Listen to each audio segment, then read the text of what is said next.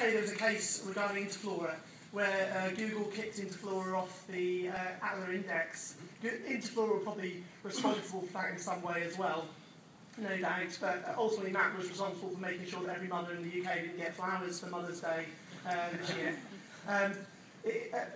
What it does prove, though, is that the algorithms that you use are having a real material impact on a large number of every company in the world.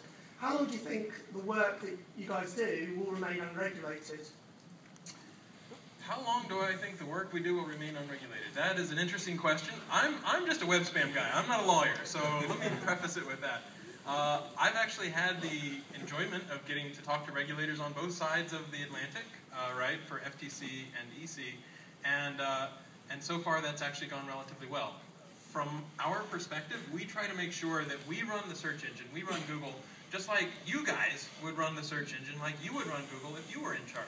And so we have pretty clear guidelines, things like don't cloak, don't do sneaky JavaScript redirects, don't make doorways, don't buy links that pass PageRank, because those violate FTC guidelines, those violate the UK Fair Trade Practices Act, all that sort of stuff.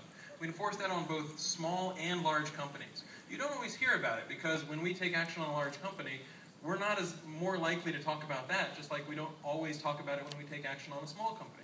So last week, for example, actually earlier this week, we took action on 98,000 sites that were all part of a link network.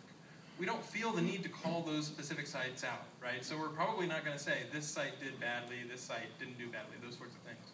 But I'm actually kind of heartened that, you know, when people like the FTC come in and look through 9 million documents about how Google works, you know, there was a great article by Tim Wu, who was at the FTC, and he said the regulators were doing their job. They looked at what was going on and apparently didn't find anything worth pursuing.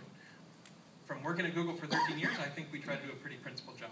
So, you know, whether it's a big, small company, whether it's a site that sells flowers, or whether it's a mom and pop, we try to enforce our guidelines pretty consistently.